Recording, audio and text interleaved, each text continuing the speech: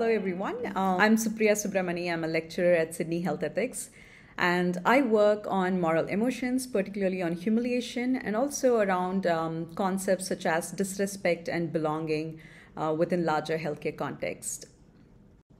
So in this video, we aim to accomplish two main objectives. First, to provide a brief overview of the concept of reflexivity, and second, to highlight its importance, especially its role as a practice that is ethical, political, epistemological, and methodological.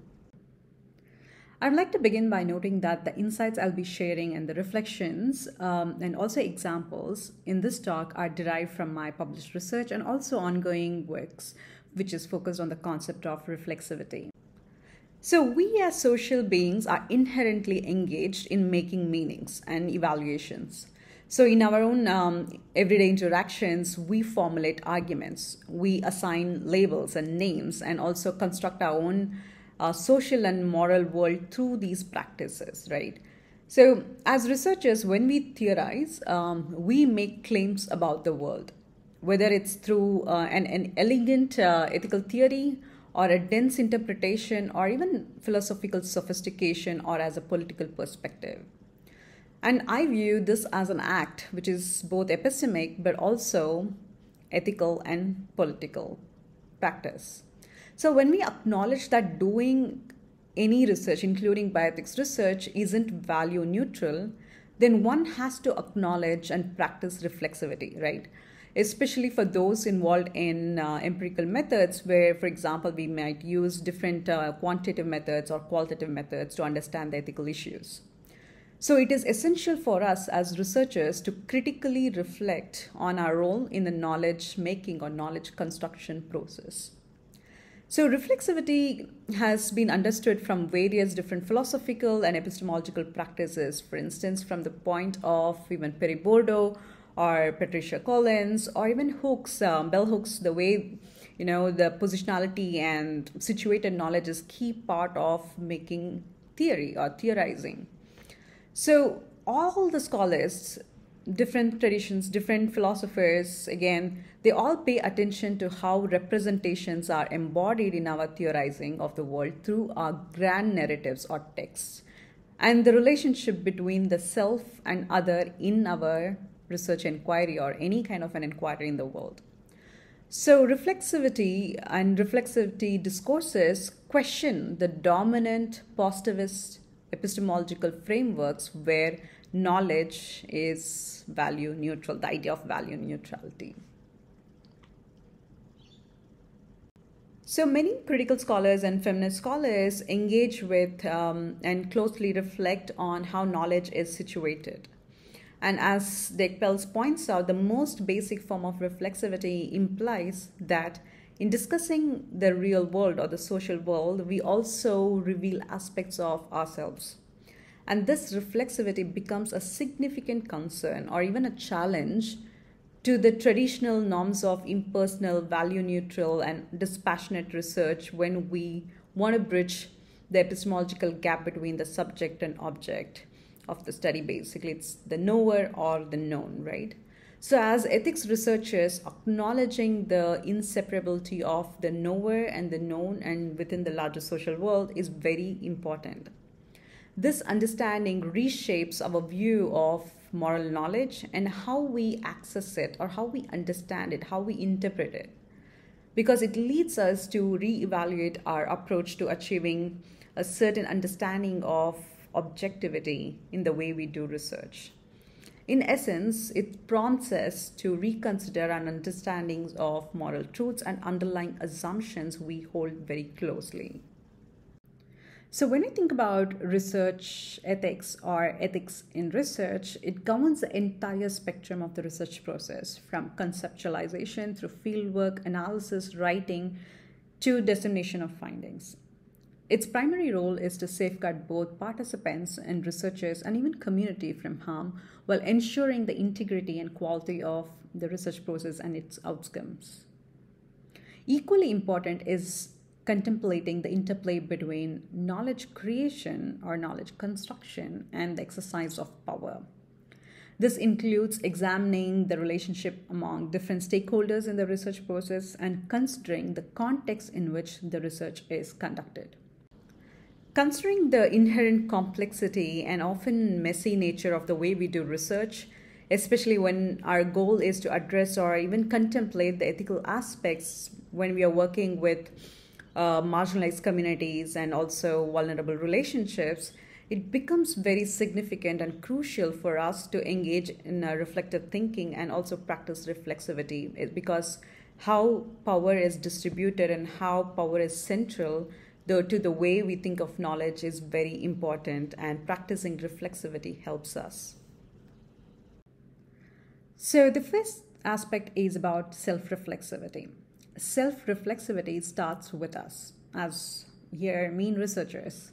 It's essential for researchers to reflect on their own positionality, which involves a critical awareness of how their social, cultural, political, economic backgrounds and experiences and their physical presence in the world shape our intellectual orientations and worldviews.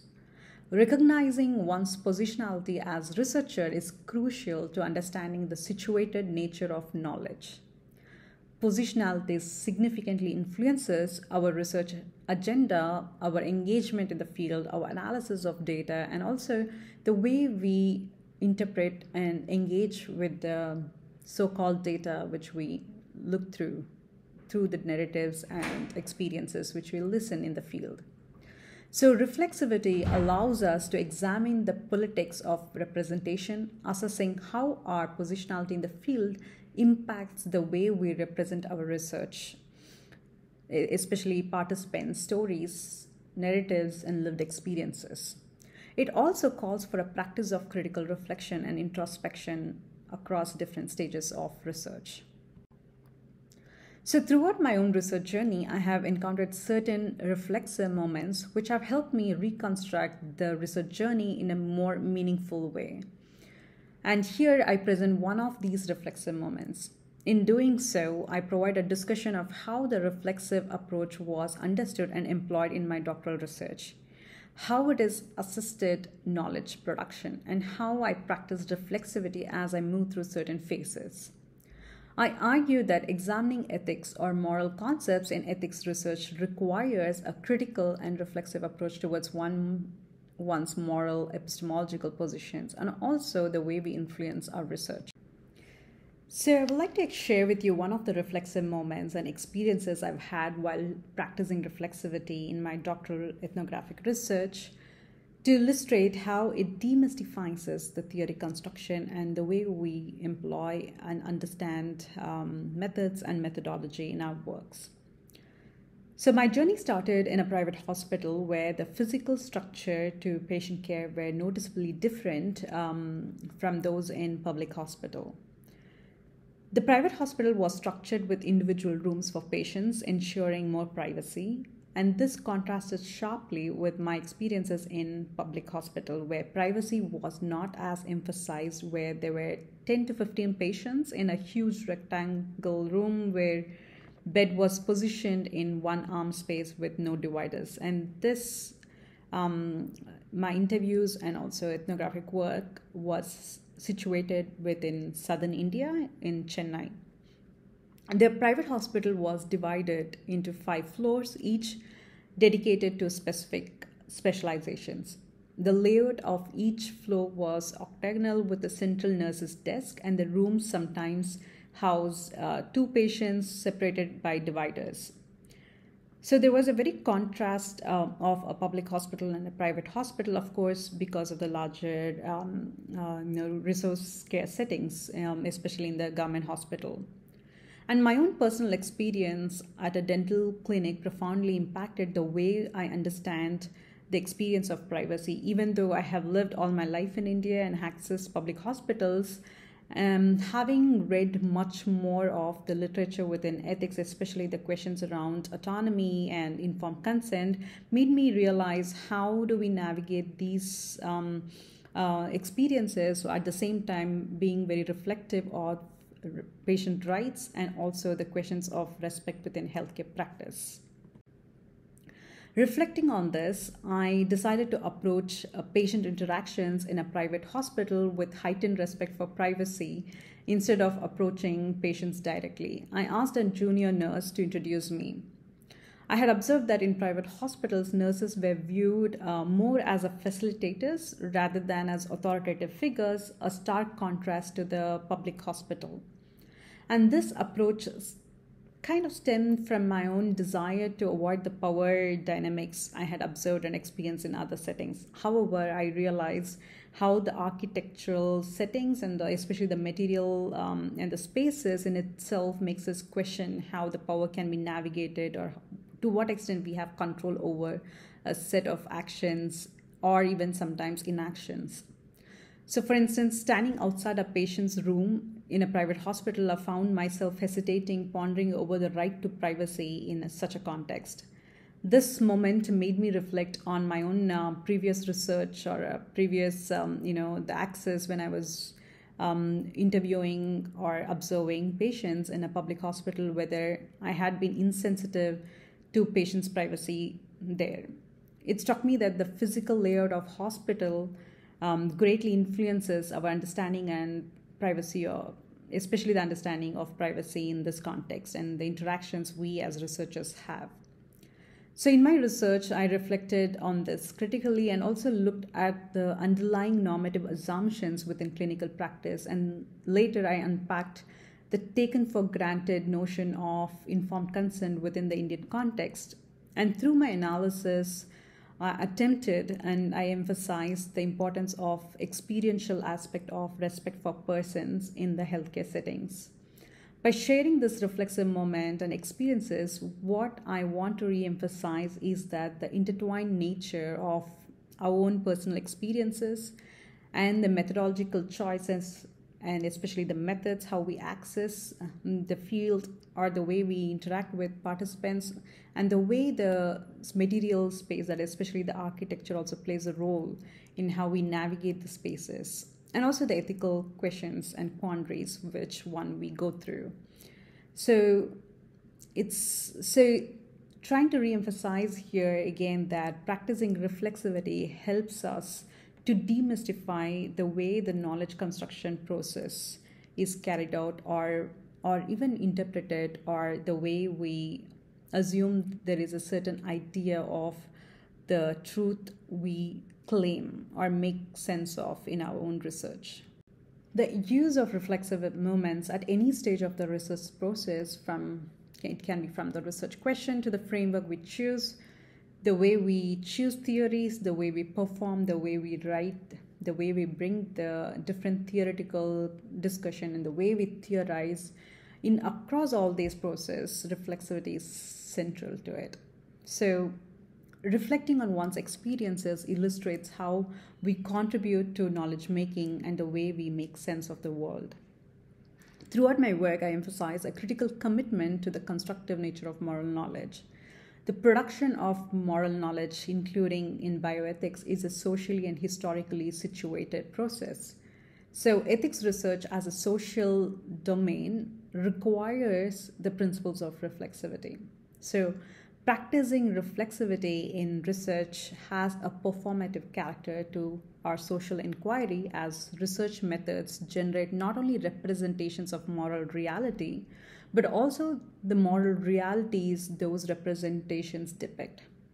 So this is not just a pure epistemological concern, that is assessing the conditions of knowledge production, as the principle of reflexivity is also a political one, because it urges us to focus on the consequences and also the ontological implications of doing research and the way we coming to know moral realities. Especially as qualitative researchers, we are aware that it calls into question the political character of social methods or any methods.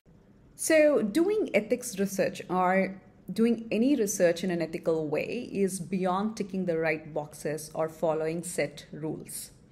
So it requires us to continuously reflect and engage. So when we do this continuous reflection and engagement, there are moments of discomfort and doubt in the way we do research, right?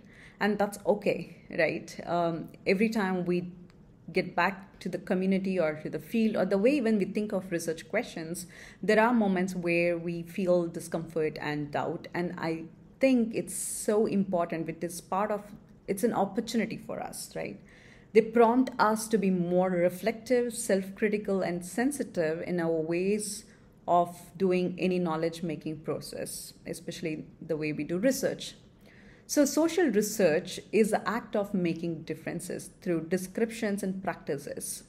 Much of critical thinkers, feminist scholars, and indigenous scholars have challenged the absence of radical politics to the extent to which making knowledge means making difference. That is, it is interfering with the way we do research and what it means to a particular community or the society, why we do research. So from this relational, critical, and interpretative way of understanding of social and moral worlds, each of us as researchers are part of the meaning making, and each of us are in this continuous meaning making and constructing process. So this reminds me of how I think about methods. Imagine we are weaving in one color thread to make a cloth, where we make use of certain methods, and we need to acknowledge that these choices of different colors we choose are performative and that other color threads are possible. This argument has a significant ontological and ethical implications as it appreciates the intertwining aspect of ethics, knowing, and becoming, and also demystifies the knowledge production or representation or any performative practices we do in research. So embracing reflexivity involves questioning the entrenched subject-object divide and also the fact-value dichotomy.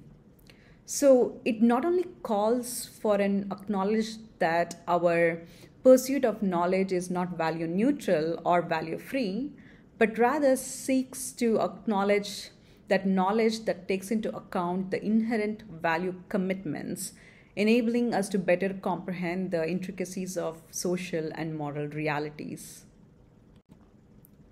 So I would like to thank many of my friends, peers, and research community who have been part of this continuous learning journey for me.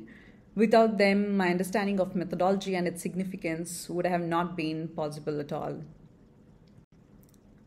And these are some of the works I have referred to as I prepared this short lecture. So if you're interested to learn more, please have a look. I recently had an amazing conversation with Undisciplinary Team, which is one of the podcasts on situated knowledge. And I do a deep dive into more current discourses within bioethics, but also particularly in relation to reflexivity and the understanding of situated knowledge for our discipline. So do listen if this topic interests you. So thanks again for being patiently listening, and cheers to more inclusive methodological learnings. Thank you.